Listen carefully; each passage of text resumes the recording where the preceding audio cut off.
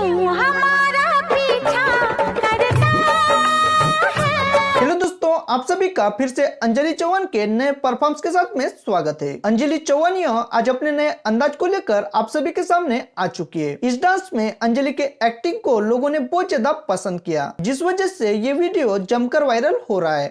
तेरे दिल है भरता है। दोस्तों, अंजलि के डांस के साथ में इसके एक्सप्रेशन आपको कैसे लगे ये हमारे कमेंट बॉक्स में जरूर बताएं। इसी के साथ में आगे बढ़ते हुए शिवानी कुमारी के कॉमेडी वीडियो को भी देख लेते हैं। सवाल ये नहीं है कि तुमने मुझे पागल कहा, सवाल ये है कि तुमको पता कैसे चला।